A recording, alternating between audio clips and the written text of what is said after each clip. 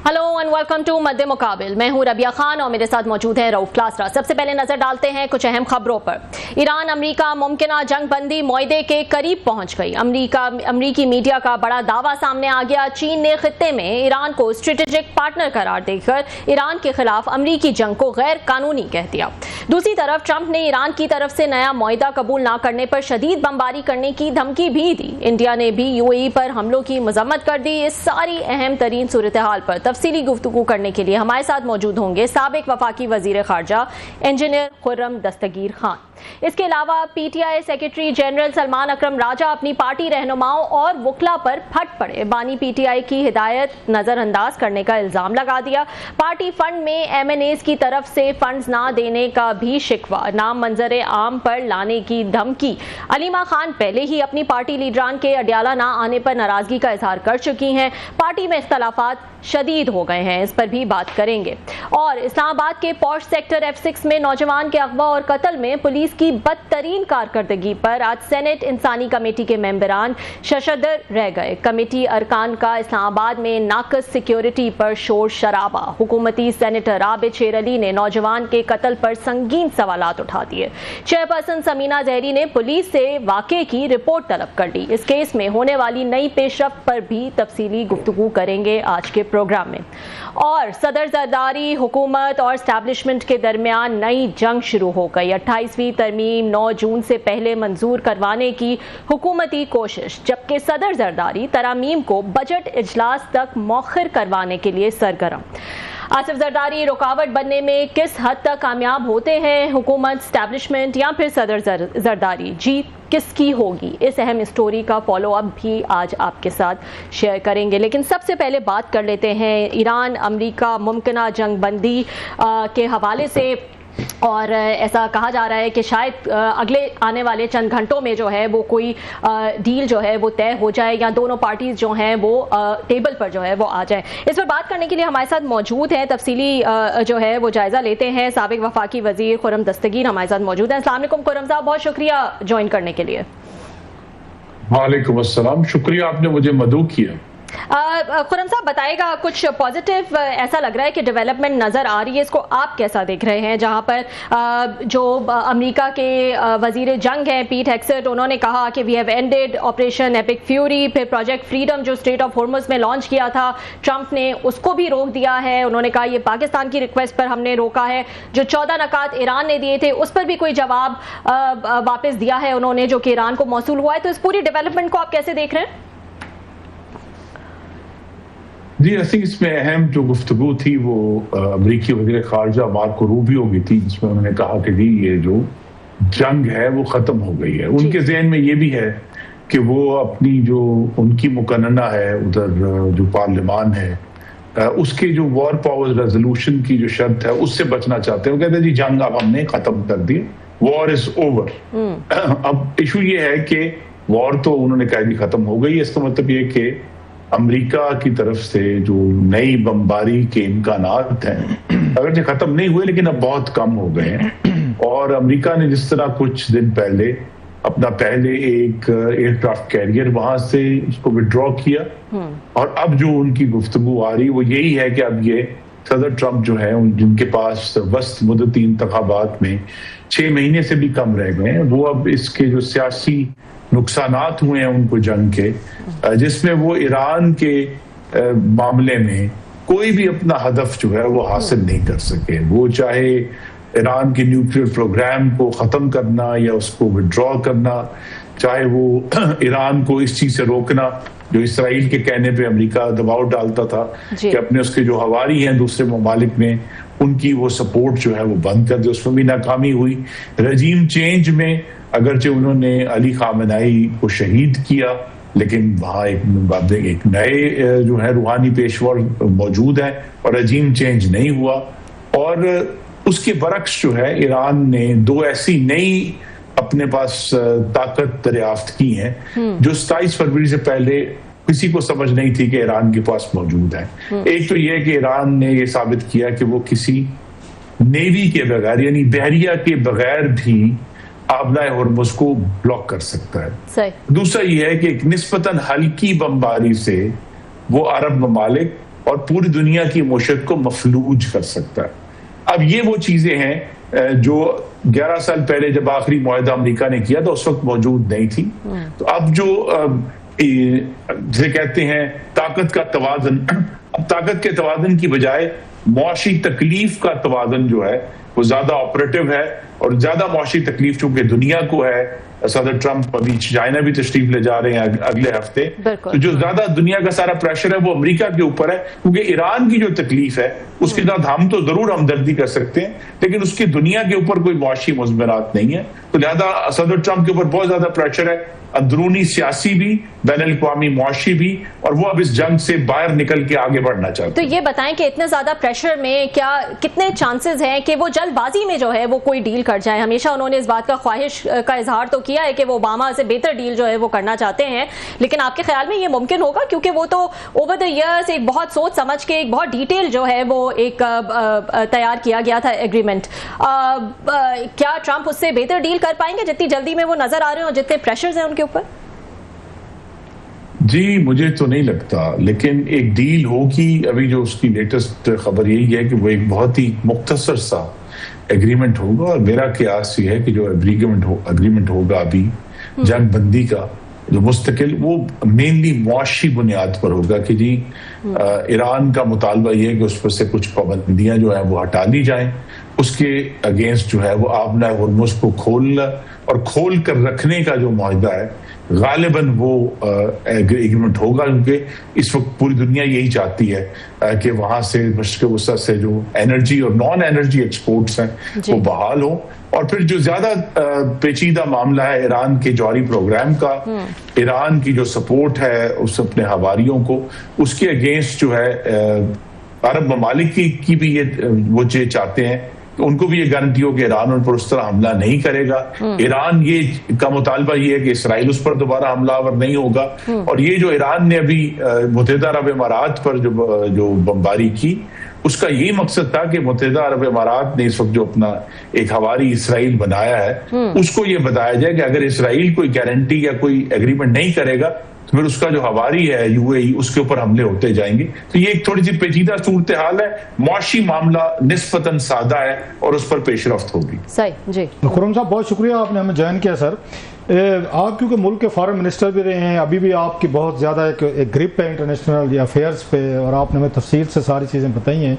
अभी जिस हमले की हमने बात की ईरान की तरफ से कि उस पर यूएई पे उनके रिसेंट अटैक्स हुए, बैलिस्टिक मिसाइल्स और दीगर वो ड्रोन वगैरह, तो ईरानियन अगर मैंने ठीक पढ़ा है उन्होंने डिनाई किया, उन्होंने कि हमने तो कोई हमले नहीं किए, और वो कहते हैं हमने इंटरसेप्ट किए हैं। अगर ईरानियन माजी में अटैक करते थे तो जिम्मेदारी लेते थे, अब की दफ़ा वो जिम्मेदारी नहीं ले रहा। How do you see that? ये फिर हमले कहाँ से हुए हैं? जी इस पे कोई हतमी तो राय देना मुश्किल है, लेकिन ईरान ने उनके एक जरिए ने एक समझे कि दबी जबान में ये कहा है कि जी अमेरिका की तरफ से अगर हमले होते रहेंगे तो फिर हमारी तरफ से भी कोई जवाब तो आएगा। लेकिन उसके इस हमले के दो मकासद थे। एक तो मैंने कहा कि वो इसराइल को ये सिग्नल देना था और यूएई को भी कि अगर आप आपस में ये अलायंस करेंगे तो उसकी एक कॉस्ट है। दूसरा जो हमले की जगह थी उसके ऊपर भी उसका भी एक सिग्निफिकेंस है कि यूएई का ये ख्याल था कि वो फुजेरा के जरिए आबना हुर्मुज़ को बाईपास कर सकते हैं। तो ये भी उनको सिग्नल दिया है कि आपका जो ये बाईपास करने का ख्वाब है ये ईरानी पहुंच से दूर नहीं है, और ये भी एक्चुअली तो एक मुआहदे की तरफ बढ़ने की कोशिश है कि ईरान की रीच है, और ये इसमें जो इसराइल की तरफ से या यूएई की तरफ से अगर कोई रुकावट आनी है इस मुआहदे में तो वो ना आए। तो खुर्रम साहब ये मुमकिन है कि जो डील की बातें फाइनल होने की तरफ जा रही हैं, लगता है ऐसे कि अगले कोई 48 घंटों में कोई ना कोई ब्रेक थ्रू मुमकिन है, जो हमें सिग्नल आ रहे हैं। इस्लामाबाद का भी पता चल रहा है कि फिर एक नए सिरे से यहाँ पर भी इंतजामात की बातचीत हो रही है, इंटरनेशनल मीडिया एकदम फिर इंटरेस्टेड हो रहा है। ट्रंप साहब के बयान, ईरान के चाइना में वहाँ पे उनके फॉरेन मिनिस्टर गए, उनके फॉरेन मिनिस्टर ईरान के, उनसे सऊदी फॉरेन मिनिस्टर से बातचीत हुई है, आज फिर उनकी इसहाक डार साहब की भी गुफ्तगू हम सुने। सो लग रहा है कि ऑल ऑफ सडन सारी पार्टीज जो हैं वो किसी मुआहदे पे कोई पहुँचना चाह रही हैं, और मुआहदे से पहुँचने से पहले ये तमाम साइड्स मतलब मैक्सिमम आके मैक्सिमम अपनी पावर शो करना चाहते हैं ताकि वो टेबल पे कोई मैक्सिमम बेनिफिट ले सकें। ये ईरानियन हमले भी उसी की ही एक कड़ी हो सकते हैं जो यूएई पे किए गए हैं। जी बिल्कुल, आप दुरुस्त कह रहे हैं कि मैक्सिमलिस्ट डिमांड को वो पुश करना चाहते हैं, या जिस तरह मेरा कयास ये है कि ये जो हमला जिसकी जिम्मेदारी ईरान ने मुकम्मल तौर पर कबूल नहीं की, वो एक सिग्नल था, अंग्रेजी में कहते हैं सीज एंड डिजिस्ट का। इसराइल या यूएई जो है इस सारे मामले में अब रुकावट ना बने, और ये जो जिस डील की तरफ हम तेजी से बढ़े, हम घंटों तो नहीं लगा सकते, लेकिन अब ये बहुत करीब आ गया है। और जो लेटेस्ट इंफॉर्मेशन है वो यही है कि एक 1 पेजर एग्रीमेंट होने जा रहा है, तो लिहाजा वो एक सादा सा एग्रीमेंट होगा, और जो मुश्किल मामलात हैं उसको गालिबन अगले 30 दिन पर डाला जाएगा कि उस दौरान उनको नेगोशिएट किया जाए। क्योंकि जिस तरह दुरुस्त कहा गया, 2015 में एक बहुत ही माइन्यूटली आर्ग्यूड एग्रीमेंट जो है, जिसमें यहां तक कहा गया था कि जी ईरान जो है वो अपने सिविलियन मामलात में 3.67% तक अफसोदगी कर सकता है, और मेडिकल के लिए 20% तक अफसोदगी कर सकता है। तो बहुत ही तफसील में वो गए थे, तो लिहाजा वो जो अंडरस्टैंडिंग है वो, या जिस हद तक ईरान जाने के लिए उस वक्त तैयार था, वो मौजूद है। लेकिन मैं फिर कहूंगा कि उस वक्त जब ये 11 साल पहले JCPOA किया गया था, उस वक्त ये जो ईरान की नई ताकत है अपना हुर्मुज को बंद करने की और बैन-उल-अक़वामी मुशत को मफलूज करने की, ये जाहिर नहीं हुई थी, ये अब जाहिर है। लिहाजा इसको सामने रख कर ही कोई एग्रीमेंट होगा। अच्छा सर, अभी आपने मार्क रूबियो की बात की, प्रेसिडेंट साहब भी कह रहे हैं कि वार इज ओवर ऑलमोस्ट, खत्म हो गया, बात तो वहीं रुक गई है जनाब। आप उसको आके हार्मूज को खोल दें, हम यहाँ पे बम्बार्डमेंट बंद कर देते हैं। ये तो पिछले 1-2 महीने से बातचीत चल रही थी कि इतना बड़ा सादा सा मामला लगता था कि एक वहाँ पे आबनाएं खोल दें, दूसरे हमले बंद कर दें, बात खत्म। वो लेकिन लगी नहीं है। तो आपकी जो रीडिंग थी जो आपने दी है, जो मोस्ट ऑफ पीपल यही समझते हैं कि ईरान को शायद वो शिकस्त देने में अमेरिकन नाकाम रहे, लेकिन अगर आप मतलब है उनकी देखें इनके अमेरिकन की पास्ट की हिस्ट्री, तो वो तो हर जगह जहां से भी 20-25 साल रहे, 15 साल रहे, 6 साल रहे, बम्बार्डमेंट करें, लोग मारे जाएं, वहाँ बर्बादी हो जाए, लीडरशिप मारी जाए, तो जाते हुए वो यही कहते हैं जी हमें शिकस्त होगी। और लेकिन उसके बावजूद वो ऐसे लोग छोड़ के पीछे जाते हैं जो काज ऑफ एक स्ट्रेस तो रहता है। तो ये भी अमेरिकन को सूट करेगा कि ईरानी रजीम किसी न किसी शक्ल में कायम रहता, कि अरब ममालिक में जो उनकी प्रेजेंस है, अड्डे हैं और जो उनके दिफाई मुआहदे हैं, तो उनकी जस्टिफिकेशन तो मतलब रहनी चाहिए। तो उनको तो सूट करता है कि ईरानी रजीम इसी ही मौजूदा शक्ल में कायम रहना चाहिए, इसको टोटल खत्म नहीं होना चाहिए। My assessment, I may be wrong, your view sir. जी नहीं, लेकिन मेरा व्यू है कि सदर ट्रंप जो है वो ओवरऑल, देखिए एक पुरानी कहावत है कि जब बादशाह वार करे तो फिर जिस पर वार करे उसे मरना चाहिए। बादशाह ने वार किया, वो मरा नहीं। अमेरिका ने पूरा अपना जो जोर लगाया इसराइल की मदद से, लेकिन वो अपना कोई भी हदफ जो है, एक हदफ हम कह सकते हैं जो उसने हासिल किया है, वो ये कि उसने ईरान की जो बहरिया है उसको तकरीबन तबाह कर दिया है। बाज़ जगहों पे ईरान की जो तेल की फैसिलिटीज थी उनको भी नुकसान पहुंचा है, बहुत मौशी नुकसान ईरान को पहुंचा है। मैं आपकी बात को थोड़ा सा तब्दील करूंगा, ये कहने थे कि ईरान, अगरचे ईरान की जो सर्वाइवल में उसकी जीत हुई है, लेकिन ईरान का भी खतरा है कि वो चाहे अपने अंदरूनी जो सियासी चपकलश है या जो भी उनके अंदरूनी मामलात हैं, उसकी वजह से अपनी जो मैक्सिमलिस्ट पोजीशन है, वो कहते हैं ना कि ओवर प्ले योर हैंड, यानी आपके पास इतने पत्ते है नहीं है, लेकिन आप समझते हैं कि चूंकि दूसरा भी कमजोर है तो मैं अपना जो कार्ड है वो ज्यादा खेलूं। तो ईरान के लिए भी आपकी वार्निंग है ये कि वो इसको ओवर प्ले ना करें अपने हैंड को, और इस डील को कर लें, क्योंकि जिस तरह अमेरिका कहते हैं, अंग्रेजी में कहते हैं wants to live to fight another day, Iran has also to live to fight another day. Sir मैं आपकी पूरी राय का एहतराम करता हूं, लेकिन हमने अफगानिस्तान में ये कुछ देखा है, 20 साल जिनसे लड़ते रहे उनको कतर से ला के खुद हवाले करके गए सर, ताकि इस खित्ते में आजकल अमेरिका उनको खुद मेरा ख्याल $40 मिलियन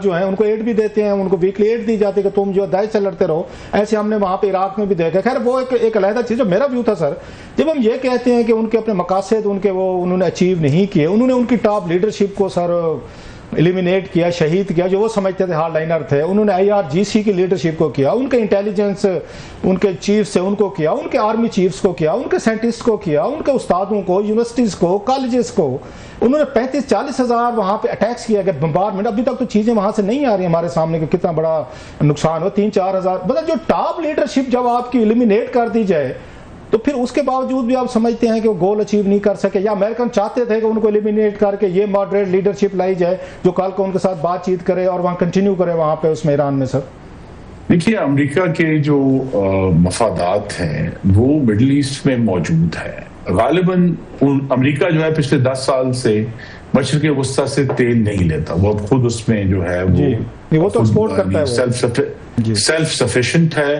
और अगर वो लेते भी हैं तो उस वक्त लेते जब तेल की कीमत गिर जाती है, तो वो उनकी कंपनियां जो है वो फिर मशरिक़ वस्ता से या वेनेजुएला से वो तेल लेते हैं। लेकिन उनका मफाद इस हद तक जरूर है कि जो अरब ममालिक हैं उनसे हथियार खरीदते रहे और उनके ऊपर डिपेंडेंट रहें। That's my point. इसमें जो तब्दीली आई है वो इस जंग की जो हकीकत है, और बड़ी वो तलख हकीकत है कि अमेरिका से इन अरब ममालिक ने हजारों अरब के हथियार खरीदे, इस उम्मीद में उनको बेसिस भी दिए कि अगर कभी इस तरह की सूरत हाल होगी जिस तरह इस फरवरी में शुरू हुई, तो अमेरिका अपनी जो सिक्योरिटी अम्ब्रेला है वो उनके ऊपर तानेगा, उनको बचाएगा। अमेरिका ने उनको नहीं बचाया। उसके बावजूद हमने देखा है, अभी 2 दिन पहले खबर आई थी कि फिर तैयारी हो रही है कि वो अरबों को अपने हथियार बेचेंगे। तो अमेरिका का इंटरेस्ट ये जरूर है कि यहाँ मुकम्मल तौर पर अमन ना हो और लास्ट क्वेश्चन सर, बिकते जाएं। लास्ट क्वेश्चन है, इस पे बड़ी हालांकि बात हो सकती है कि शायद वो अरब रियासतें थी जिन्होंने अम्ब्रेला लिया था, वहाँ की लीडरशिप तो कायम है, जिंदा है, हुकूमतें सब कुछ कायम है, लेकिन ईरानियन लीडरशिप जो है सारी फौजी हो, उनकी इंटेलिजेंस हो, पॉलिटिकल हो, स्पिरिचुअल हो, उस्ताद हो, वो सारी की सारी एलिमिनेट हुए। दैट्स अनदर डिबेट, फिर आपसे किसी वक्त करेंगे। लास्ट क्वेश्चन सर, आपको क्या लगता है कि सदर ट्रंप के चाइना जाने से पहले ये डील हो जाएगी साइन इस्लामाबाद में? सर जी, मेरे ख्याल में उन्होंने 14 तारीख को जाना है। अभी उसमें आज जब हम 6 तारीख को बात करें तो अभी 8 दिन है। मेरे ख्याल में ज्यादा में इम्कान यही है कि उनके चाइना जाने से पहले कुछ ना कुछ कम से कम मुआशी मामले पर कोई अंडरस्टैंडिंग हो जाए। ठीक, बहुत बहुत शुक्रिया sir ji. Thank you so much. Khurram Dastgir साहब हमारे साथ मौजूद है और डिटेल में बता रहे थे कि इस वक्त क्या सूरत हाल है ईरान अमेरिका जंग के हवाले से, क्योंकि कुछ नई डेवलपमेंट जो हैं वो ज़रूर सामने आई हैं। जैसे कि अमेरिका का दावा है कि ये जंग जो एपिक फ्यूरी था वो उसको जो है उसका खात्मा हो चुका है। फिर प्रोजेक्ट फ्रीडम जो उन्होंने लॉन्च किया था स्ट्रेट ऑफ हॉर्मुज़ में, उसको भी रोक दिया है सदर ट्रंप ने। और अब अमेरिका जो है वो कह रहा है कि हम डील के जो है वो बहुत करीब हैं। 14 या 15 तारीख को जो है वो सदर ट्रंप का दौरा भी है चाइना का, जो कि काफ़ी टाइम से ड्यू है और जंग की वजह से वो डिले हो गया था। और उससे पहले ही एक्सपर्ट्स का मानना है कि ट्रंप चाहेंगे कि कोई डील हो जाए ताकि वो एक स्ट्रॉन्ग पोजीशन के साथ ये चाइना का विजिट कर सकें। एक ब्रेक शामिल कर लेते हैं नाज़रीन, ब्रेक के बाद दोबारा हाजिर होंगे। वेलकम बैक नाज़रीन, एक और अहम इशू पर बात कर लेते हैं। इस वक्त पीटीआई में जो इख्तलाफात है वैसे तो कई अरसे से है, लेकिन उसमें मजीद शिद्दत जो है वो नजर आ रही है और खुलकर जो है वो इख्तलाफात सामने नजर आ रहे हैं। सेक्रेटरी जनरल सलमान अकरम राजा ने भी काफ़ी सख्त जो है वो रवैया दिखाया है। उन्होंने कहा है कि जो बानी पीटीआई के अहकामात नज़रअंदाज करेगा उनके नाम जो हैं वो भी सामने ले आएंगे। और उससे पहले हमने देखा था कि अलीमा खान साहिबा ने भी जो है वो कहा था कि तमाम लोग जो ओहदेदारान हैं, MPAs MNAs वगैरह, वो जेल के बाहर पहुंचे खान साहब को सपोर्ट करने के लिए। और ये मैसेज भी उन्होंने अपने ट्विटर अकाउंट के जरिए ही दिया था, कोई ऐसे पार्टी ऑफिशियल जो है उन्होंने आके ये मैसेज नहीं दिया था। तो क्या चल रहा है खलासा साहब? एक दिलचस्प एक जुमला मेरे जहन में आ रहा है, मेरे पीटीआई के दोस्तों को पसंद नहीं आएगा, मैं भी कहे बगैर मैं रह नहीं सकता। वो ये कि एक ना मुहावरा है कि उसमें तबूत में आखिरी कील ठोकना, इसके पीछे बड़ी कहानी थी। वो होता ना ऊंट की कमर पे आखिरी तिनका, या ये तबूत में आखिरी कील ठोकना, इसके पीछे बड़े मुहावरे के पीछे बहुत बड़ी तारीख होती है, बहुत बकरे इंसानी तजर्बे हैं। ऐसे नहीं होता ऊंट किसी एक तिनके से नहीं बैठ जाता। मतलब इतनी सारी चीजें हो चुकी होती है माजी में किसी इंसान पे या किसी ऊंट उस पे कि आखिर पे छोटी सी चीज जो है ना, ऊंट उस पर भी बुलबुला उठता है, भाई साहब मैं नहीं उठाता अब ये। उसके पीछे उसके तरीके सेम गोज फॉर तबूत में आखिरी कील ठोकना। तो मेरा ये ख्याल है कि हालांकि मैं बड़ी उनकी इज्जत करता हूँ ज़ाती तौर पर, no offences to him, he is a very highly qualified, very decent. जब वो अदालतों में मैंने उनको सुना हुआ कई केसेस में, बहुत अच्छा बोलते हैं, वो बड़ी अच्छी गुफ्तगू करते हैं। He knows the art of offering his arguments. उन्होंने बड़े बड़े अच्छे केसेस उन्होंने किए। मैं बड़ा उनका मैं उनका पॉलिटिक्स से आने से पहले वाली चीज़ों का बड़ा मदाह हूँ उनका, सलमान अकबर राय साहब का। लेकिन वो पोलिटिकल आदमी नहीं है, पोलिटिकल जहन नहीं है। ज़रा वो नोट करें, वो पार्टी के सेक्रेटरी जनरल हैं। आपको मीडिया के जरिए अपनी पार्टी से बात करने की क्यों जरूरत पेश आ रही है? क्यों ट्विटर की जरूरत पेश आ रही है, क्यों वीला कर मेरे जैसे, आप जैसे, फलां जैसे उनके साथ बातचीत करके पार्टी के किन लोगों को आप वो मैसेज दे रहे हैं जो इलेक्शन जीते हुए हैं और आप इलेक्शन हारे हुए हैं।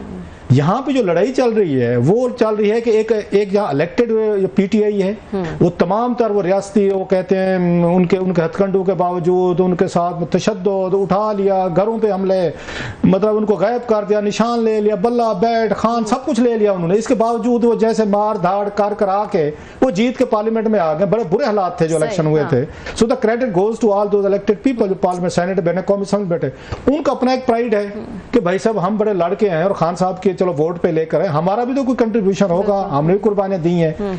अच्छा, ये जो बहर बैठे हुए हैं, ये बहर वालों को अब ये बात नहीं पसंद आ रही कि ये अंदर क्यों बैठे हुए हैं। ये बाज दफा ये बातें हो चुकी हैं, ये मैं नहीं कह रहा, मेरी वहां पे पार्लियामेंट में मिलता रहा तो पीटीआई के लोगों से, इन्होंने हमेशा खान के आगे ये जो पार्टी के लोग हैं जो अंदर बैठे हैं पार्लियामेंट में, उनकी तस्वीर हमेशा बैड ही पेंट की गई है कि ये जनाब ये तो बिक गए हैं। मैं पहले भी कहते रहता हूँ कि ये वह पार्टी जहाँ पे ये इलेक्टेड लोग स्पेशली, उनके बारे में हमेशा अलीमा खान साहबा हूँ, उन्होंने क्या अल्फाज यूज किया अपनी पार्टी के लीडर रूम में, हर एक कोई जसूस है या कोई मुखबर है, कोई टाउट है, कोई मीर जाफर है, कोई मेरे साथ, इससे कम पे तो बात ही नहीं होती ना। कोई ऐसा बंदा आप बता दें पार्टी में जिसको अलीमा खान साहबा ने उनके ऊपर नेम कॉलिंग ना किया, उन पे कोई इल्जाम न लगाया, उनको उन्होंने आते जाते दो चार चपेड़े ना मारे, सियासी बात करूं, नॉट इन फिजिकल। गौहर जैसे बेजरर इंसान के ऊपर भी जो है उसको तो सबसे ज्यादा गरीब को हुई है। मतलब कोई पता है आज पार्टी का कोई बंदा आने को वहां तैयार नहीं है अडियाला जेल के बहर अलीमा खान साहब के साथ खड़े होने के, या सलमान अकरम राजा साहब के, कोई अपनी सेल्फ अकाउंटेबिलिटी, इतने सारे लोग तो गलत नहीं हो सकते। इन्होंने सबसे पता है बड़ा ब्लो क्या किया, इनके एक्सेस रोकी गई खान साहब तक मिलने नहीं देते थे कि फला मिल नहीं सकते, वो सारी की सारी पावर्स किसने ले ली, सलमान अकबर राय साहब ने ले ली कि मैं रिकमेंड करूंगा, अपनी मर्जी का लोग करूंगा और मर्जी का बयाना खान साहब बताएं। खान साहब बेचारे जेल में बैठे, उनको क्या पता है दुनिया के बाहर क्या हो रहा है, जो उनको पहला बंदा मिलता है उसके हो जाते हैं। तो उसका नतीजा ये निकला कि पूरी पार्टी को उन्होंने खुद ही वो गद्दारी के टाइटल भी दे दिए, मीर जाफर मीर सादिक भी हो गए, टाउट भी हो गए, एजेंट भी हो गए, फौज से मिले हुए भी हो गए।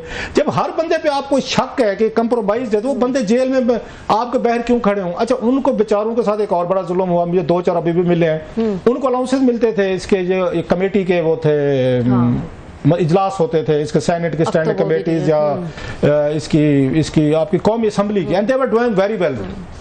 अब कमेटी में आपने बिठा के उनको अलाउंस मिलता था, वो अच्छा रोल प्ले करते थे, हुकूमत को एक्सपोज करते थे, टफ टाइम देते थे, हुकूमत दबाव में आती थी। तो खान साहब से फैसला करवाया गया तमाम कमेटी से इस्तीफे दे दो, सब दे के आ गए, अब भूखे मार रहे हैं। अच्छा, उनको अलाउंसेस मिलते थे, अच्छे खासे भले वो मिलते थे, उनसे ये चंदा लेते थे। आपको पता होगा पार्टी के जो एमएनएज हैं और सेनेटर, इनको कहा कि आता है 50-50 हजार रुपया हमें चंदा दो खान साहब के नाम पे पार्टी के लिए। उस वक्त तो वो दे रहे थे जब तक वो कमेटीज में जा रहे थे कि इनकम हो रही है तो हम भी दे रहे हैं। जब आपने इनकम ही रोक दी है तो ये एमएनए सेनेटर क्यों दे आपको 50,000 चंदा? वो तो ठीक कर रहे हैं, पहले उनके इनकम के सोर्सेज रोक दिए। सही। अच्छा, अगला स्टेप ये था कि इनको इस्तीफे दिलवाएं, कि इनको 7-7, 8-8 लाख रुपए तनख्वाहें क्यों मिल रही है। जिक्र भी हुआ मेरा ख्याल है कि इनको 7 लाख रुपए तनख्वाहें मिल रही है। उनसे हजम नहीं हो रहा कि ये अंदर बैठ के एमएनए भी बन गए हैं, सेनेटर भी बन गए हैं, 7-7, 8-8 लाख रुपए तनख्वाहें भी ले रहे हैं, कमेटीज के अलाउंसेस भी ले रहे हैं, इनकी बल्ले बल्ले है। So there was an element of jealousy, मैं समझता हूं, जिसका नतीजा ये निकला है। आज वो कहते हैं जी हमें पता है कौन खान साहब की पेशी पे नहीं आता। कहां पे दौर था खान साहब के लोग जाने देते थे, ये लोग मारे खाते थे, कारोबार इन्हें तबाह किए। आज वो खान साहब के नाम पे आपको 50,000 रुपए देने को तैयार नहीं है, वो वहां पे अडियाला में आने को तैयार नहीं। कोई थोड़ी सी अपनी कोई सेल्फी का वो कहते हैं अपनी डांग, अपनी मंजी तले डांग कोई ये भी फेरेंगे सलमान अकरम राजा साहब और अलीमा खान साहब। जब से ये इनके हाथ में पार्टी चढ़ी है उसके बाद पार्टी के साथ क्या हशर हुआ। मतलब पब्लिक अकाउंट्स कमेटी को जुनैद अकबर साहब कैसा खूबसूरत चला रहे थे, 1 साल हो गए डम्मी बैठ के वहां पे आपने मतलब कमेटी तबाह करके रख दी। आजकल पता है कमेटी कौन चलाता है? आजकल जनाब तारिक फजल चौधरी साहब जो वजीर हैं, हुकूमत का वजीर बैठ के पब्लिक अकाउंट्स कमेटी चलाते हैं, आगे हुकूमती उनके सेक्रेटरी बैठते होते हैं और बैठ के सेटलमेंट हो रही है। मतलब खान साहब ने जो बड़ा डैमेज अपने आप को बेचारों ने किया है, सो किया है। पार्टी डैमेज हुई है, पार्लियामेंट डैमेज हुई है। अच्छा, वो कहते हैं इसका फायदा क्या तो इस्तीफे दिलाओ तो बिठाओ सड़कों पे। सो मैं ये समझता हूं जो सलूक रखा गया है पार्लियामेंटेरियंस के साथ, दे डिजर्व्ड बेटर। इस तरह का नहीं हो सकता था कि गैर जो आपके अनइलेक्टेड लोग हैं वो बाहर खड़े होकर रोज उन पे तबरा पड़े, रोज उनको गाली गलौज करवाएं ट्विटर पे। धमकी अभी भी दी जा रही है कि उनका नाम जो है मंजर आम पर लाएंगे। मैं आपको बात बताऊं, ये प्रेडिक्शन रीडिंग नहीं, सॉरी प्रेडिक्शन नहीं कहना चाहिए, सख्त लफ्ज, कोई भी इनमें से नहीं आएगा। अच्छा, लिख के रख लें, इन्हें कहीं नाम ले आप जी, बिल्कुल है। किसको नहीं पता पार्टी के कौन से नाम नहीं आ रहे, कोई एक बंदा को नजर आता है आपको वहां पे, सबका पता है, अब नाम बता देंगे, इतना बड़ा कौमी राज सीक्रेट सलमान रकम राजा साहब लेके दिल में ये फिर रहे हैं, किसी दिन उन्होंने बम फोड़ देना है और पूरा मुल्क भाग कर, इतना बड़ा राज के आपके कौन कुर्बान के लिए, कौन कौन नहीं, अच्छा तमाशा लगा हुआ है। ये तो हमें भी जो है वो पता होता है कि जो है वो कौन कौन नहीं आ रहा है। ठीक है नाज़रीन, एक ब्रेक शामिल कर लेते हैं, ब्रेक के बाद जो है वो जिक्र करेंगे कि 28वीं तरमीम पर जो है वो क्या माजरा है, कौन किसका पलड़ा भारी होगा, कौन अपनी बात मनवा सकेगा। एक तरफ सदर जरदारी हैं, एक तरफ हुकूमत और एक तरफ एस्टैब्लिशमेंट। ब्रेक के see you after short break. Welcome back नाजरीन, एक और अहम इशू डिस्कस कर लेते हैं और वो है 28वीं तरमीम के हवाले से। कल भी जो है वो इस हवाले से हमने बात की थी कि 28वीं तरमीम को लेकर जो है कुछ इख्तलाफात नज़र आ रहे हैं पीपल्स पार्टी के, क्योंकि इसमें NFC के हवाले से भी जो है वो बात होगी जो कि पिछली तरमीम में नहीं हो सकी। तो 28वीं तरमीम में ये एक्सपेक्टेड है कि NFC पर बात होगी। ये पीपल्स पार्टी इसको मानेगी नहीं मानेगी, कैसे उनको टेबल पर लाया जाएगा, इस वक्त जो है ये एक है। तीन तरफ अतराफ जो हैं उनके अलग अलग मुतालबे हैं, एक तरफ सदर जरदारी हैं तो एक तरफ हुकूमत और तीसरी तरफ इस्टेब्लिशमेंट है। क्लासा साहब से ही जानते हैं कि इसकी क्या डिटेल्स हैं और क्या एक्सपेक्ट किया जा सकता है। जी क्लासा साहब, कल हमने रात स्टोरी की थी कि जरदारी साहब और एस्टेब्लिशमेंट या हुकूमत के दरमियान एक टग ऑफ वार चली हुई है कि इजलास कब बुलाना है। जरदारी साहब कोशिश कर रहे हैं कि डिले की जाए, हुकूमत कर रही है जल्दी बुलाया जाए। वो खैर जरदारी साहब के पास ऑप्शन नहीं थे, प्रेसिडेंट इतनी पावर्स नहीं है कि इजलास को वो नहीं कर सकते, वो ड्रैग कर सकते, 14 दिन तक वो कर सकते हैं, दोबारा भेज सकते हैं, रीजन दे सकते हैं, लेकिन बाद में कुछ और एनी पावर्स हैं दूसरे लोग भी यूज कर सकते हैं।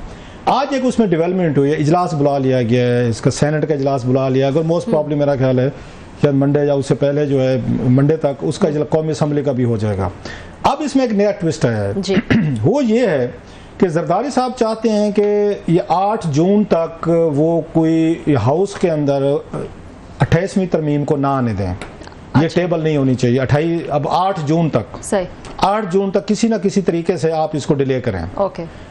ये हुकूमत और एस्टेब्लिशमेंट चाहती है कि 8 जून से पहले ये तरमीम जो है NFC वाली, एजुकेशन वाली, हेल्थ वाली या जो भी हैं वो अप्रूव हो जाएं। अब आप पूछेंगे कि 8 जून में ऐसी क्या बात है, ऐसा क्या एक मतलब है, एक फिगर है या एक वो हिंसा है, उसके पीछे ये कहानी है। तो दोनों जोर लगा रहे हैं, वो कहते हैं हमने नहीं होने देनी, वो कहते हैं हम करवाएंगे 8 से पहले। अच्छा, वजह यह है कि अगर ये 9 जून को आपका बजट सेशन कॉल हो जाएगा, जब बजट सेशन कॉल होता है, जो आपने अप्रूवल देनी है अगले साल के बजट की और पिछले साल की जो भी चीजें हैं, तो फिर उसके बाद उसमें लेजिस्लेटिव बिजनेस नहीं हो सकता, फिर सिर्फ बजट रिलेटेड चीजें होती हैं।